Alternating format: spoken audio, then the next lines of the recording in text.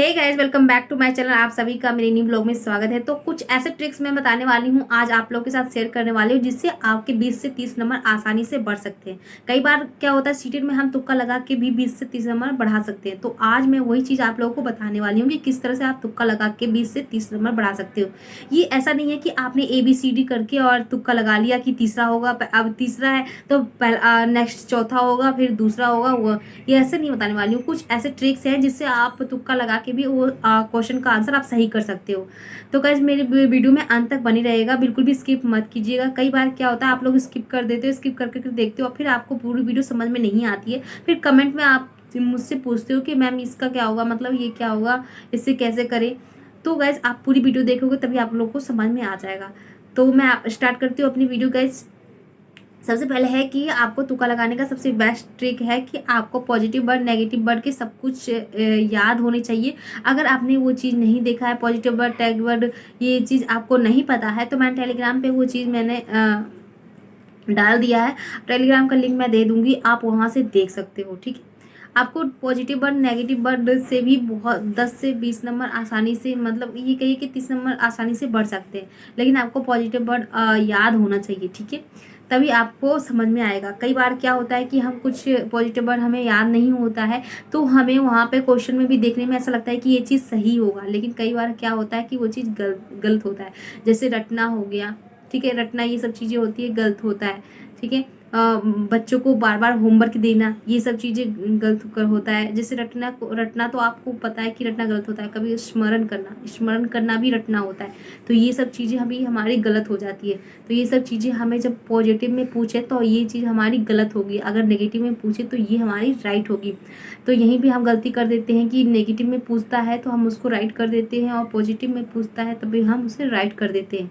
तो ये चीज़ हमें पता होना चाहिए कि पॉजिटिव वर्ड और नेगेटिव वर्ड क्या होता है। ठीक है, इससे भी हमारे 20 से 30 नंबर आसानी से बढ़ जाते हैं। कई बार क्या होता है, किसी स्टूडेंट का 70 से 80 तक नंबर आ जाता है, उसके बाद वो नंबर नहीं बढ़ा सकते हैं, नहीं बढ़ रहा है उनका। तो पॉजिटिव वर्ड और टैग वर्ड का यूज करके आप अच्छे से नंबर बढ़ा सकते हो और सीटेट फर्स्ट अटेम्प्ट में क्लियर कर सकते हो। तो गाइज ये सब चीज़ें जो है ट्रिक है, आप लोग को बिल्कुल भी मिस नहीं करना है, आपके आसानी से नंबर बढ़ सकते हैं। अगर आप लोग के अच्छे नंबर आ भी रहे हैं मॉक टेस्ट वगैरह में, फिर भी आप लोग ये वीडियो आप लोग पूरी देखिएगा, आप लोगों के लिए भी यूजफुल है। ठीक है, आपका मतलब कई बार मैंने भी मतलब किया है गाइस, इसलिए मैं आप लोगों को बता रही हूँ। ऐसा नहीं बता रही हूँ कि मैं किसी के मतलब सुई नहीं करनी, कहीं बातों पे नहीं बता रही हूँ, क्योंकि आप लोग के एक नंबर मेरे मेरे बातों पे डिपेंड करता है, और मैं ये नहीं चाहूँगी कि आपका एक नंबर मेरी वजह से कट जाए। तो वही चीज़ मैं आप लोगों को बताऊँगी जो आपके लिए सटीक सही होगा। ठीक है, मैं फालतू की चीज़ें ऐसे नहीं बोलूँगी कि आप ऐसे ऐसे तुक्का लगा के आ जाइए, ऐसा मतलब आपका सारा क्वेश्चन भी जो आते हुए भी गलत हो जाए।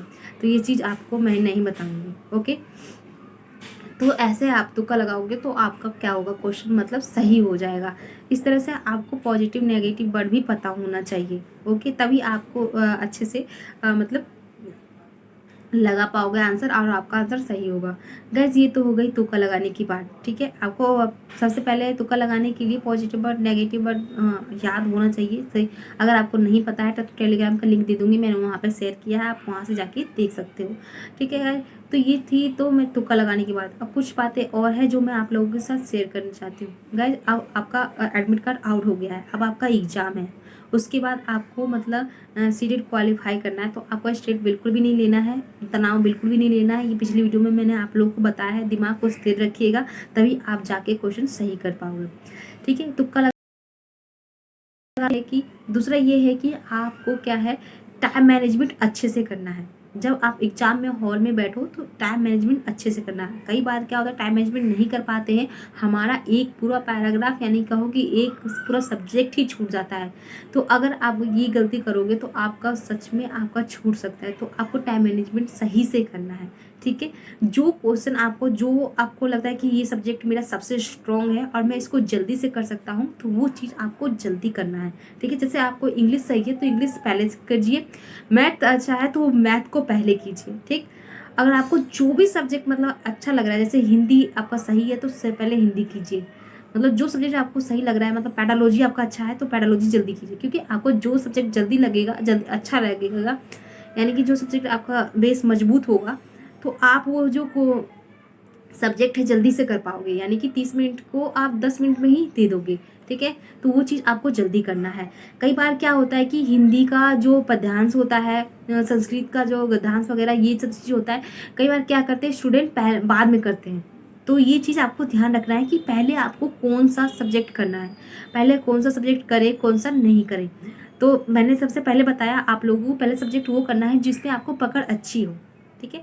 जिसमें आपकी पकड़ अच्छी होगी वो चीज़ आप जल्दी से सॉल्व कर लोगे। जिसमें आपकी पकड़ सही नहीं होगी वो आपको बाद में करना है, क्योंकि वैसे भी उसमें टाइम लगने वाला है, वो चीज़ आपको सोच सोच के ही करना है, तो वो चीज़ आपको बाद में करना, ठीक है। और गद्यांश पद्यांश में जैसे कि हिंदी होता है, कई इस स्टूडेंट ने जो संस्कृत लिखा है या इंग्लिश ले रखा है उसको पहले करने की कोशिश कीजिए।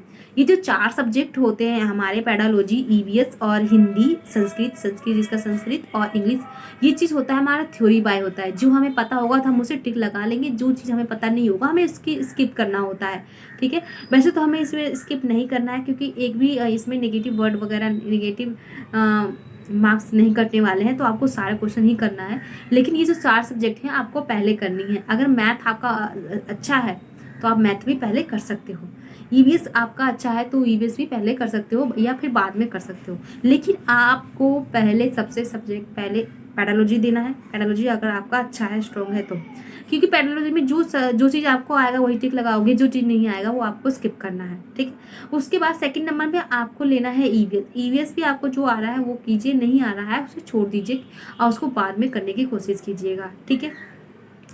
उसके बाद पदांश हिंदी और संस्कृत को आपको पहले करना है, बाद के लिए नहीं छोड़ना है गाइस, क्योंकि ना हिंदी हमारा बेस मजबूत होता है, हम शुरू से ही पढ़ते आ रहे होते हैं, और हिंदी हमें आते हुए भी छोड़ देंगे तो हमारे उस लिए वो नेगेटिव वर्ड हो जाएगा, ठीक है। तो हमें हिंदी को पहले करना है, ठीक है। नेगेटिव को आपको पहले कीजिएगा ताकि आपको उसमें सही से कर सको, क्योंकि उसमें पैराग्राफ होता है, सब कुछ उसमें आंसर ही दिया ही होता है, हमें कहीं बाहर से उसे सोचने की ज़रूरत नहीं पड़ती है। तो हम उसको जल्दी करेंगे क्योंकि उसमें टाइम थोड़ा ज़्यादा लगता है। अगर हम बाद में करने की कोशिश करेंगे तो हमारा टाइम उतना रहता नहीं है, क्योंकि आप लोग ये सोच के चलोगे ना कि 3 घंटा है, 3 घंटे में बहुत मतलब हमारे पास बहुत टाइम है और हम मतलब कर लेंगे, इतने घंटे में तो पेपर हो ही जाता है। तो ऐसा नहीं है गाइस, टाइम कैसे बीतता है, कैसे सुई चलती है, हमें खुद भी नहीं पता चलता है। तो इसलिए आपको अच्छे से टाइम मैनेजमेंट करना है, ध्यान रखना है कि कौन सा सब्जेक्ट हमें पहले करना है। हिंदी और संस्कृत को पहले करने की कोशिश कीजिएगा, फिर पेडालॉजी करने की कोशिश कीजिएगा, उसके बाद ईवीएस, उसके लास्ट में सबसे ज़्यादा लास्ट में मैथ करने की कोशिश कीजिएगा, क्योंकि उसमें सोचने का पड़ता है, फॉर्मूला याद करना पड़ता है। अगर आपका मैथ सही है तो आप मैथ पहले भी कर सकते हो, लेकिन ये था मेरी ट्रिक, क्योंकि मैंने भी अपने एग्जाम में ऐसे ही किया था। तो ये सब चीज़ें आपको फॉलो करना है, ठीक है। और गाइस गलती क्या, अगर आपको इस पेपर में गलती ये नहीं करनी है कि आपको मतलब घबराना नहीं है और किसी सब्जेक्ट को ज़्यादा टाइम नहीं देना है। अगर आपको कोई सब्जेक्ट आ रहा है, अच्छे से आ रहा है, सोच रहे हो आप पेडालॉजी मुझे अच्छे से आ रहा है तो उसमें मैं ज़्यादा सोच सोच के टाइम बिता रहा हूँ, तो आपका टाइम मैनेजमेंट सही से नहीं हो पाएगा और आपका पेपर छूट जाएगा, फिर आपको पता भी नहीं चलेगा और फिर आप ऐसे ही सीटेट से बाहर हो जाओगे। तो ये गलती आपको बिल्कुल भी नहीं करना है, ठीक है। रिलैक्स माइंड से जाना है और अच्छे से एग्जाम को देना है। गाइज ओआर सीट फिल करते समय आपको ये ध्यान रखना है कि आपको अपना रोल नंबर, आपका नाम अच्छे से मतलब फिल करना है। ये नहीं कि जल्दबाजी में ये सोचना कि मुझे जल्दी जल्दी पेपर करना है, टाइम बचाना है और आप जल्दीबाजी में कुछ भी फिल कर दो, क्योंकि ओएमआर शीट में आपको मतलब फिल करना होता है। अगर A2 में आपने फिल किया फिर 3 में वो चीज़ स्याही आ जाती है तो बहुत गलत हो जाता है। इसलिए आपको ध्यान से सही से फिल करना है, भले ही उसमें 5 मिनट ज़्यादा टाइम लग रहा है लेकिन सही से फिल करना, क्योंकि उस पर ही आपका डिपेंड है कि आपका नंबर कैसा आएगा, कहीं फिर आपका रिजल्ट ना रुक जाए। तो ये सब चीज़ें गलती आपको नहीं करनी है, ठीक है। तो आई होप आप लोग मेरी बातों को समझ रहे होंगे, अंडरस्टूड कर रहे होंगे कि मैं ऐसी चीज़ें बता रही हूँ जो आपको एग्जाम के समय में बिल्कुल भी गलती नहीं करना है, ठीक है। अगर आप लोगों को मेरी बात को समझ में हो तो कमेंट में ज़रूर करना, अपनी राय देना और अच्छे से अपना एग्ज़ाम करना गाइज, और बिल्कुल भी घबराने की ज़रूरत नहीं है। अच्छे से जाइएगा और अपना पेपर दीजिएगा, ओके। अगर आप लोगों को मेरी वीडियो अच्छी लगी हो, समझ में आ गई हो, यूजफुल लगी हो तो लाइक शेयर सब्सक्राइब कर दीजिएगा, कमेंट करके अपनी राय ज़रूर बताइएगा गाइड। कमेंट करने से आप जब कमेंट करते हो तो मेरा मोटिवेशन और हाई होता है और मैं ऐसी और वीडियो आप लोगों के साथ शेयर करती रहती हूँ। तो ओके, बाय बाय।